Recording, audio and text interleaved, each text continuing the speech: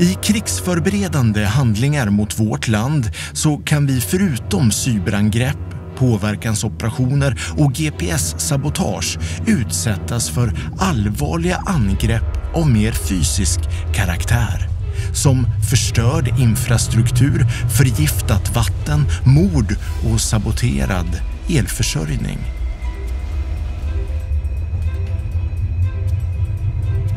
Men allt det här sker utan att någon tar på sig ansvaret. Det är ett andra steg mot det moderna kriget. För att förstå hur det kan komma att se ut så gäller det först och främst att lära känna den som vill oss ont. Vi bryter sändningen här för ett viktigt meddelande till allmänheten.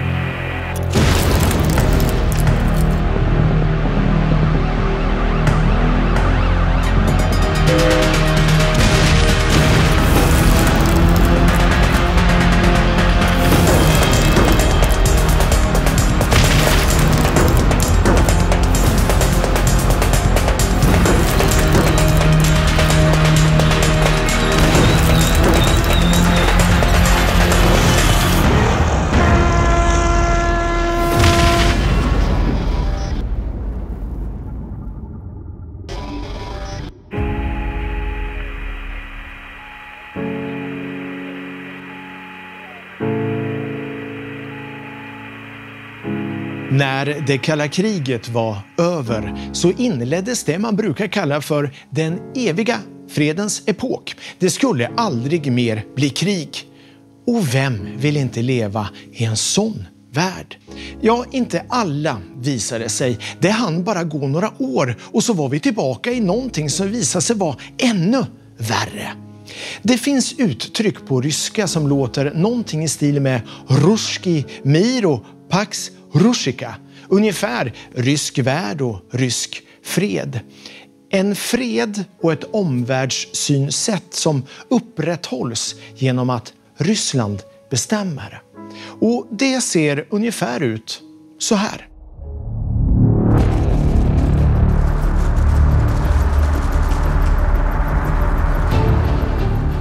Död och förödelse. Noll respekt för krigets lagar, tortyr och avrättningar. Att jämna allt med marken, förintelse, det är seger. Hur kommer det sig att det ryska kriget är så grymt?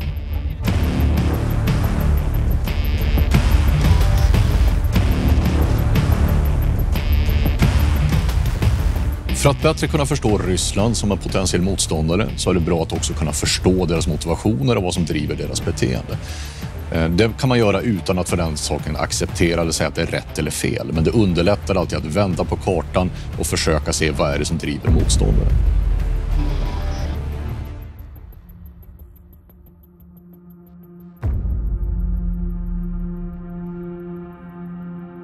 Det här är David Bergman. Han är överstelöjtnant, har en doktorsexamen i psykologi och är ledamot av Kungliga krigsvetenskapsakademin. Alla stater någonsin genomför i viss mån övertramp på slagfältet. Det sker i stridens hetta. Man kan inte maximera militärt våld utan att det stundtals sker övertramp i stridens hetta. Det vi ser i det ryska fallet är dock att de alltid har varit sämst i klassen vad gäller att följa krigets lagar. Det har inget enskilt skäl, men två av de stora faktorerna rör en intern kultur och den externa retoriken från en strategisk nivå. Den interna kulturen resonerar mycket runt det man kallar för fallfarslära eller dedovshina på ryska. Som enkelt uttryckt är det ett parallellt uppfostringssystem med kamratuppfostran där människor, de äldre soldaterna, får bruka våld, man får ställa krav. Du måste ge mig din lön, du måste ge mig dina rikedomar, du ska putsa mina kängor. Om du gör det eller om du inte gör det så får jag använda våld för att uppfostra dig. Och det medför självklart att i en organisation där man behandlar varandra dåligt så behandlar man inte utomstående mycket bättre. Den andra delen är retorik på en övergripande nivå. Den retorik vi ser från Putins håll idag i Ukraina om att avnazifiera, den är ju i viss mån skrattretande. Att avsätta en judisk president från ett land och kalla det för avnazifiera.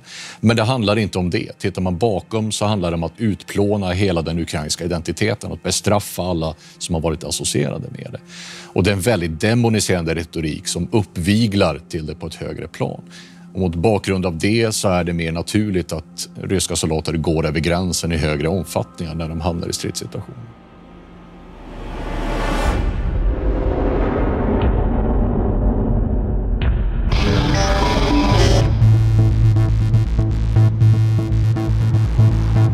Vi är nu på väg för att träffa en person som faktiskt är en av de ytterst ansvariga för att försvaret av Sverige ska fungera.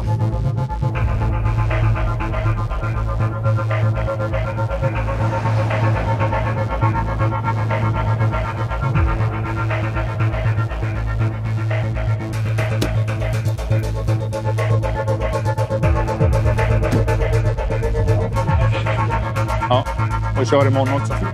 Kommer vi och avbryter här lite grann. Tja, Melker. Hej, Jonny. Ska vi gå ut och köra i solen så blir det lite mer ljus kanske? Jag heter Jonny Lindfors och jag är arméchef. Jag har till uppgift att bemanna, utrusta, träna och använda armén för att försvara Sverige. Det är ganska svårt att förklara för ett brett samhällsskick i Sverige vad just ett modernt krig är. Upplever du samma sak?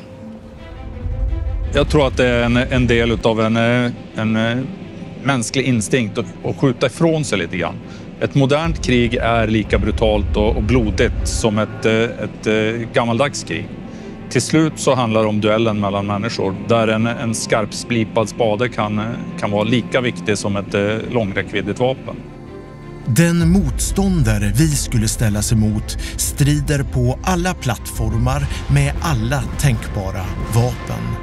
Motståndaren ser allt som självklara militära mål och har inga problem med att angripa civila objekt. Motståndaren har inte heller respekt för de egna soldaternas överlevnad utan faller tillbaka på en överlägsen numerär istället. Dör en står 10 till i kö för att kastas in i köttkvarnen. Det är en tvekamp där stater använder alla tillbuds stående medel för att påtvinga den andra sin vilja. Det moderna kriget kommer att fortsätta utkämpas på marken, för där bor människor. Men förmågan till att verka i luften, på havet, under ytan, i den kognitiva domänen, i rymden, i cyberrymden. Alla de här faktorerna samverkar och förstärker en fiende eller en allierad.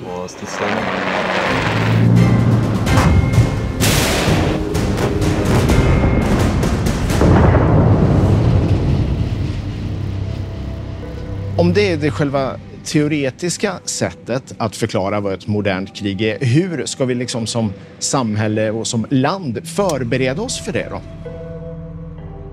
Vi behöver förbereda oss genom att skapa en stor försvarsmakt. Det vill säga en större än vi har nu. Vi ser i Ukraina och vi ser i Mellanöstern att krig är inte korta och någonting som avgörs med precision. Utan det kräver stora ansamlingar av soldater, människor och vapensystem. Det krävs en volym. Men framförallt så behöver vi även förbereda övriga samhället. Vi ser ganska tydligt i Ukraina att ukrainska samhället tål en smäll och reser sig igen. Man tål en till smäll och man reser sig igen. Oavsett om det gäller kraftnät, järnvägar, vattenförsörjning, avloppssystem och så vidare. Det är så otroligt viktigt att vi kan leva så normalt som möjligt. För ett krig mellan stater tar tid.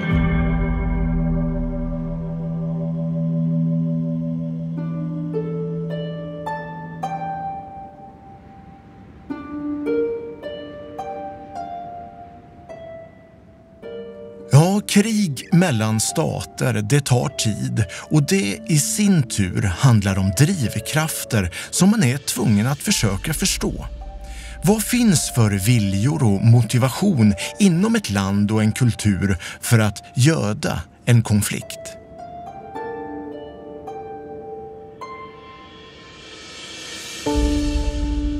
Drar man ut horisonten så ser man kanske inte så många tendenser på att de ryska ambitionerna, de ryska stormaktsambitionerna kommer att avta på sikt. Och att det kommer sannolikt inte förändras även om man får en ny politisk ledare. Så att från NATOs perspektiv så ser man nog Ryssland och ryska aggressiva ambitioner som en konstant under de närmaste decennierna.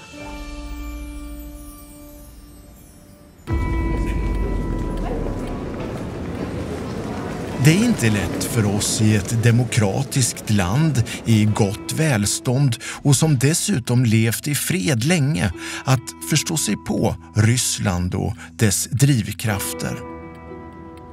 Svårt för att våra värderingar och historia skiljer sig så avsevärt åt. I det ryska samhällskontraktet finns det inte samma förväntan som det gör i väst, vård, skola och omsorg. Utan om något så har den här statsbudgeten som nu ligger skurit ner i just vård, skola, omsorg, långsiktiga investeringar, forskning och så vidare. Och runt 29% av statsbudgeten går till försvar och säkerhet. Ryssland har haft en lång period av relativt dålig ekonomi efter murens upplösning. Man har haft en relativt dålig ställning som inte stormakt. Och man har en väldigt revanschistisk hållning, det vill säga man vill komma tillbaka. Den retorik vi ser har i viss mån en logik till det. Vi ser att man manar att vi har haft svåra år och nu är det vår sak att ta igen, vilket råkar vara sant. Och man menar också att när vi har lyft våra krav eller våra vilja i världen så har inte de andra makterna lyssnat oss på det sätt de borde, vilket i viss mån är sant. Det rättfärdigar självklart inte någonting Ryssland gör just nu i Ukraina eller andra delar av världen. Men det kan vara relevant att förstå att det finns en drivkraft bakom deras beteende som är logisk för dem. Men för ryssar så är erfarenheterna från 90-talet väldigt förknippade med själva demokrati. Ibland benämns det demokratia, som är styret av skit. Skitens styre istället för folkets styre.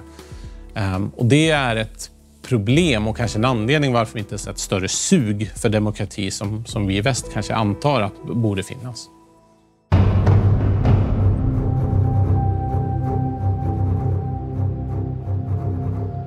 Så tiden efter murens fall, där vi i väst såg en evig fred, så upplevde ryssarna nästan ännu mer elände än de upplevt tidigare.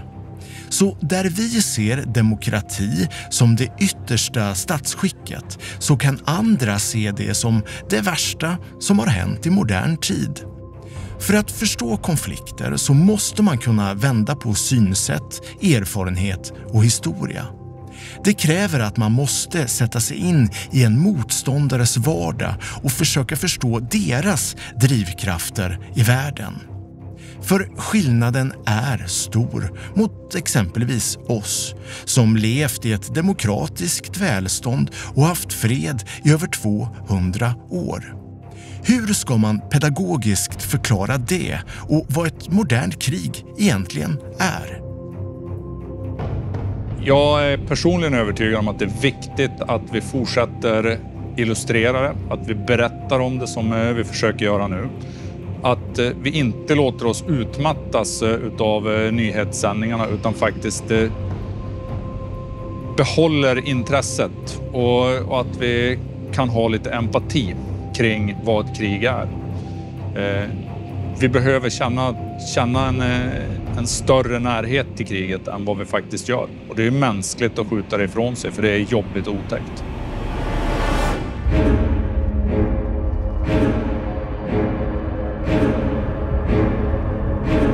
Sammanfattat så drabbar det moderna kriget alla. Ingen skonas.